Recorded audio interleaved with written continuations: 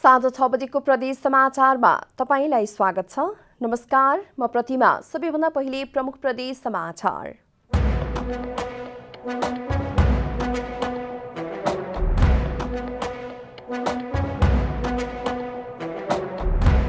पश्चिमी वायुको प्रभावसँगै उच्च पहाडी र हिमाली जिल्लाहरूमा हिमपात, हुम्लामा हवाई उडान प्रभावित। गौतम बुद्धको जन्मस्थल लुम्बिनीमा आन्तरिक पर्यटकको चहल पहल सुरु, बाह्य पर्यटकको अझै आवागमन भएन। र कञ्चनपुरको भीमदत्त नगर क्षेत्रका किसानलाई कुखुराका चल्ला वितरण, बेरोजगार युवालाई आत्मनिर्भर तुल्याइँदै।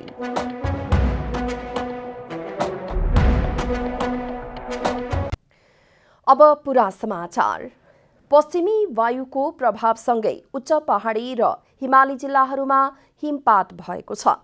आइतबार साँझदेखि परेको हिउँले हुम्लाको सिमकोट विमानस्थलको विमान सेवा अवरुद्ध भएको छ। उडान रोकिएपछि सिमकोटबाट नेपालगञ्ज, सुर्खेत, काठमाडौँ लगायतका स्थानमा जाने तयारी गरेका यात्रुहरू हुम्लामै रोकिन बाध्य भएका हुन्। तारा एयरका जहाज आइतबारदेखि नै सिमकोट विमानस्थलमै ठन्किएका छन्। एउटा जहाजको ब्याट्रीमा समस्या देखिएपछि मर्मत गर्न अर्को जहाजमा प्राविधिक टोली आएको थियो। मर्मत गरी फर्कने बेला मौसम खराब भएपछि उडान रोकिएको सिमकोट विमानस्थलका प्रमुख विष्णु अधिकारीले जानकारी दिनुभयो। हुम्ला सदरमुकाम सिमकोट सहित उत्तरी नाम्खा गाउँपालिकाको हिल्सा नाका जाने नारा लेक, लिमी जाने न्यालो लेक लगायतका स्थान हिउँले ढाकिएर चेताम्य भएका छन्। हिमपातसँगै चिसो बढेपछि जनजीवन प्रभावित भए पनि हिउँले बालीनाली सप्रिने भएकाले किसानहरू भने खुसी भएका छन्।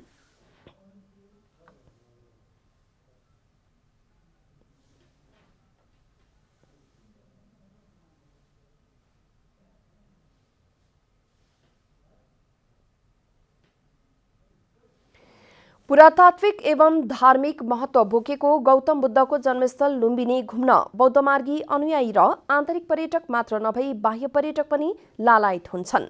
तर पछिल्लो समय कोरोना संक्रमण जोखिमका कारण भने पर्यटकको आवागमनमा कमी आएको छ। पुरातात्विक एवं धार्मिक महत्व बोकेको गौतम बुद्धको जन्मस्थल लुम्बिनीमा कोरोना संक्रमणको जोखिम कम भएसँगै आन्तरिक पर्यटकको चहल पहल बढेको छ। लुम्बिनी गुम्बा अवलोकनदेखि सुन्दर र मनोरम दृश्यका कारण पर्यटकहरूको रोजाइमा पर्ने गर्दछ।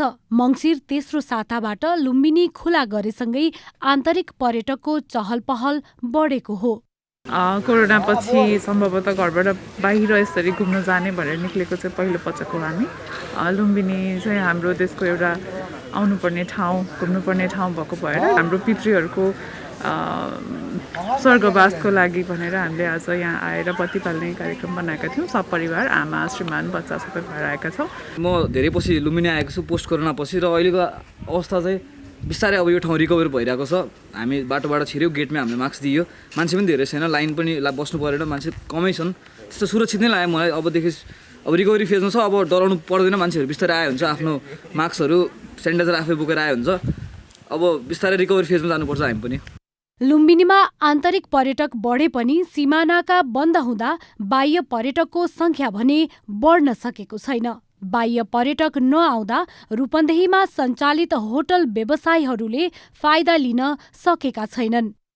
यो कोभिडले गर्दाखेरि चाहिँ हामी होटल व्यवसाय एकदमै धराशायी स्थितिमा पुग्यौँ। हाम्रो चाहिँ अब स्थिति एकदमै नाजुकै भयो।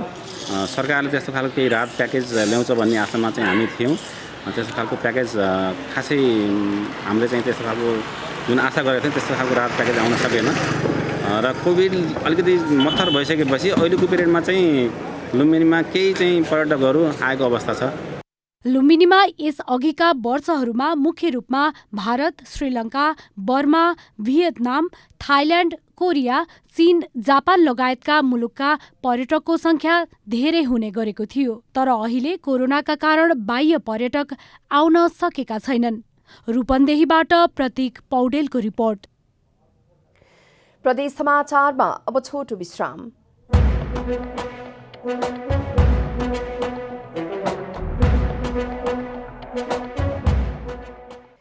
प्रदेश समाचारमा अब थप समाचार। कञ्चनपुरको भीमदत्त नगरपालिका क्षेत्रका युवा किसानलाई आत्मनिर्भर बनाउन कुखुराका चल्ला वितरण गरिएको छ। कोरोना संक्रमणका कारण रोजगारी गुमाएर स्वदेश फर्किएका र बेरोजगार युवाहरूलाई लक्षित गरी कुखुराका चल्ला वितरण गरिएको हो।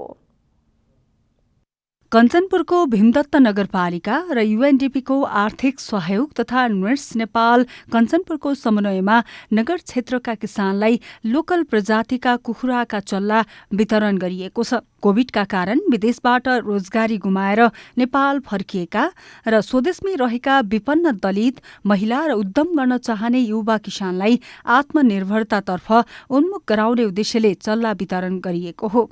विगत 5-7 सालदेखि विदेश थिएँ दुबईमा।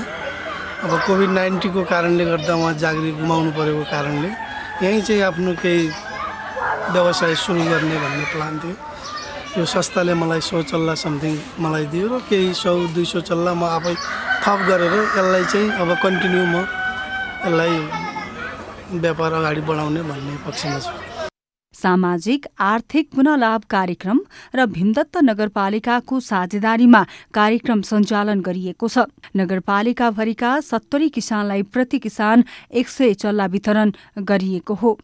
उनीहरूको रोजगारी सृजना गर्ने भनिएको छ र त्यसका लागि अहिले हामीले 70 जना किसानलाई चाहिँ कुखुराको चल्लाहरू वितरण गरेका छौँ। 1 महिने चल्ला जसमा 100 हामीले दिन्छौँ भने चल्ला 100 उहाँहरूले आफै राख्नुहुन्छ। खोरमा पनि मेन्टेनेन्स अलिकति मर्मत सम्भार सहयोग गरिएको छ। बेरोजगार तथा कोरोना प्रभावित युवाहरूलाई लक्षित गरी बिना धितो बिना ब्याज ऋण सहयोग कार्यक्रमले युवाहरूलाई स्वदेशमै रोजगारी गर्न र उद्यमी बन्ने वातावरण निर्माण गर्ने नगरपालिकाको विश्वास छ। जुन चाहिँ कोभिड-19 को असरले गर्दाखेरि बेरोजगार भएका छन्, फेरि अरू देशमा फर्कन पाएका छैनन् र यहाँ अहिले बेरोजगार भएर बसेका युवाहरूलाई विशेष गरेर फोकस गरेर उहाँहरूलाई व्यवसायमा संलग्न गराउनको लागि र केही न केही आर्थिक आय उपार्जन गर्नको लागि यो प्रोजेक्ट चलाएको। त्यही अन्तर्गत हामीले कुखुरा वितरण गरेर उहाँहरूलाई कुखुरा मार्फत नै उद्यमी बनाउने र आफ्नो केही नभए पनि बेरोजगार बसेका युवाहरूलाई यसबाट केही न केही आर्थिक उपार्जन गर्ने भन्ने हाम्रो मेन उद्देश्य हो।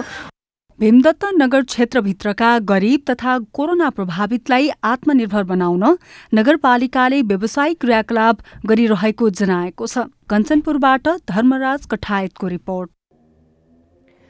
नेत्रविक्रम चन्द विप्लव समूहका 2 जना कार्यकर्ता कालीकोटबाट पक्राउ परेका छन्। कालीकोटको नरहरिनाथ गाउँपालिका वडा नम्बर 9बाट विस्फोटक पदार्थ सहित 2 जना कार्यकर्तालाई पक्राउ गरिएको जिल्ला प्रहरी कार्यालय कालीकोटका प्रमुख डीएसपी चक्रबहादुर शाहले जानकारी दिनुभयो।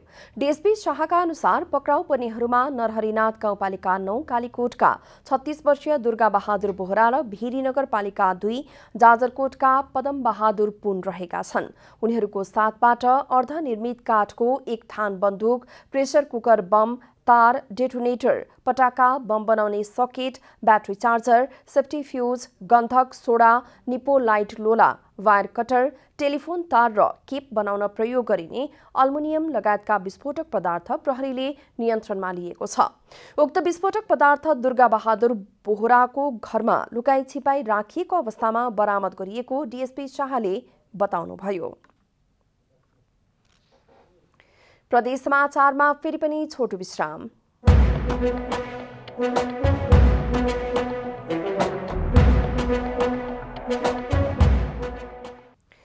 प्रदेश समाचारमा अब थप समाचार। बाराको जितपुर सिमरा उपमहानगरपालिका जोइतापुरका विपन्न परिवार अर्काको खेत बारीबाट संकलन गरेको बेथुको साग बेचेर छाक टार्दै आएका छन्। अरूको बारीबाट साग टिपेर बेचेपछि मात्रै उनीहरूको चुल्हो बल्ने अवस्था छ। बाराको जितपुर सिमरा उपमहानगरपालिका वडा नम्बर 18 बडहडवाका टङ्क लुइटेल र उहाँकी पत्नी टीका माया बरालले छठ पर्वपछि नियमित रूपमा बेथुको साग बेच्दै आउनु भएको छ। आर्थिक विपन्नता भएका स्थानीयहरूले अर्काको खेतबारीबाट टिपेर ल्याएको साग लुइटेल दम्पतिले काठमाडौँ पठाउने गर्नु भएको छ। आर्थिक अवस्था कमजोर भएकाहरूको दैनिकी अरूको बारीबाट साग टिप्ने र बेच्ने रहेको छ। दिन भर में कितना तुर कहियो 15 किलो कहियो 20 किलो पहले पहले 40 45 हो गल 30 त 20 त 15 खेत में से ना अपन खेत ना बा दोसर लोग सके खेत में से तो कथी करल अपना ना बताए दूसरा खेत में से ना ले आई अपना रही तब न अपना में से ले आई। विपन्न समुदायका महिलाहरूले संकलन गरेको बेथुको साग किनेर लुइटेल दम्पतिले काठमाडौँको शान्तिनगर स्थित तरकारी बजारमा पठाउने गर्दछन्। बेथुवा भन्छ, यसको नाम बेथुवाको साग भन्छ। हामीले केटाकेटी काठमाडौँमा यसो गर्दै काम गर्दै थिएँ, यताबाट साग उता सर्लाईबाट साग आयो, मम्मी यहाँबाट पनि साग जान्छ कि केही सङ्कलन गर्न सकिन्छ भन्यो बाबुले छोराले। अनि दिदी बहिनीहरूलाई सबैलाई भनेको सक्नुहुन्छ ल्याउन भन्दा हामी सक्छौँ भने। यो बेथुवाको साग हो। यो अलि विपन्न वर्ग अलिक गरिब किसानहरूले ल्याएर बेच्छन् यहाँ, जसको हातमुख जोड्ने गाह्रो हुन्छ तिनीहरूले ल्याएर बेच्ने गर्छन्। र यो म 2 वर्षदेखि सिजनमा मङ्सिर महिनादेखि मङ्सिर पुस माघ 3 महिना हामी खरिद गर्छौँ र किसानलाई पनि 2 पैसा हातमुख जोड्ने बाटो भइरहेको छ। लुइटेल दम्पतिले स्थानीयबाट प्रति केजी 10-15 रुपैयाँमा साग खरिद गर्ने गर्दछन्। दिनभरि टिपेको सागको पैसाले विपन्न दलित समुदायका परिवारले छाक टार्ने गरेका छन्। बाराबाट अनिल तिवारीको रिपोर्ट। बाजुराको बुढीनन्दा नगरपालिकाले बाल विवाह रोक्नका लागि पुजारी र पुरोहितहरूसँग सम्झौता गरेको छ। समाजमा व्याप्त कुरीतिहरूमध्ये बाल विवाह एउटा मुख्य चुनौती रहेको भन्दै बाल विवाह रोक्नका लागि पुजारी र पुरोहितहरूसँग 3 बुँदे सम्झौता गरिएको नगरपालिकाका उपप्रमुख सृष्टि रेग्मीले जानकारी दिनुभयो। सम्झौता पत्रमा पुजारी र पुरोहितहरूले विवाह गराउँदा केटा र केटीको नागरिकता अथवा जन्मदर्ता अनिवार्य रूपमा माग गरी 20 वर्ष उमेर पुगेको हकमा मात्रै विवाह गराउने उल्लेख छ।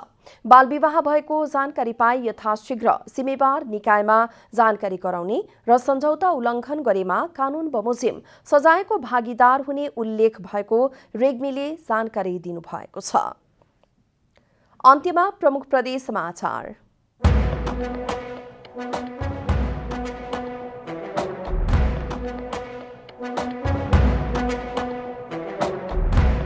पश्चिमी वायुको प्रभावसँगै उच्च पहाडी र हिमाली जिल्लाहरूमा हिमपात, हुम्लामा हवाई उडान प्रभावित। गौतम बुद्धको जन्मस्थल लुम्बिनीमा आन्तरिक पर्यटकको चहल पहल सुरु, बाह्य पर्यटकको अझै आवागमन भएन। र कञ्चनपुरको भीमदत्त नगर क्षेत्रका किसानलाई कुखुराका चल्ला वितरण, बेरोजगार युवालाई आत्मनिर्भर तुल्याइँदै।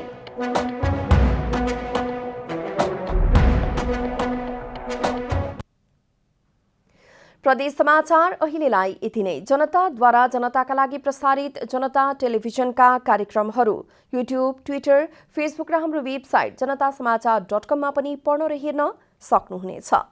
सूचनामा तपाईको सहभागिता, समयमा समाचार हाम्रो प्रतिबद्धता। नमस्कार।